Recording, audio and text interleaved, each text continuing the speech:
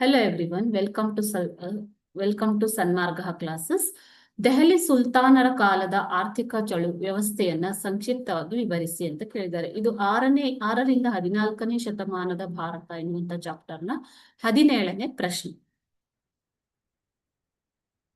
ದೆಹಲಿಯ ಸುಲ್ತಾನರು ಕಾಲದಲ್ಲಿ ಅಧಿಕ ತೆರಿಗೆ ಭಾರ ಜನರ ಮೇಲೆ ಇತ್ತು ಮಕ್ಕಳು. ಓಕೆನಾ?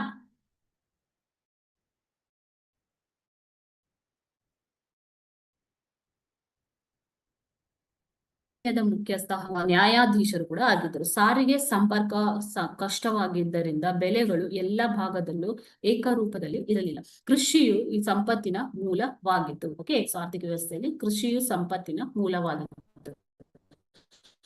ದೆಹಲಿಯ ಸುಲ್ತಾನರು ತಮ್ಮದೇ ಆದ ಕಾರ್ಖಾನೆಗಳನ್ನ ಹೊಂದಿದ್ದರು.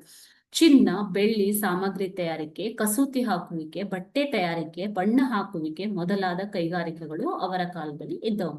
ಓಕೆ, ಸೊ ಆರ್ಥಿಕ ವ್ಯವಸ್ಥೆಯಲ್ಲಿ ಅಧಿಕ ತೆರಿಗೆ ಜನರ ಮೇಲೆ ಇತ್ತು. ಸಾರಿಗೆ ಸಂಪರ್ಕ ಕೂಡ ಅವಾಗ ಕಷ್ಟ ಇರಲಿಲ್ಲ. ಓಕೆ, ಸೊ ಇದು ದೆಹಲಿ ಸುಲ್ತಾನರ ಕಾಲದ ಆರ್ಥಿಕ ವ್ಯವಸ್ಥೆ.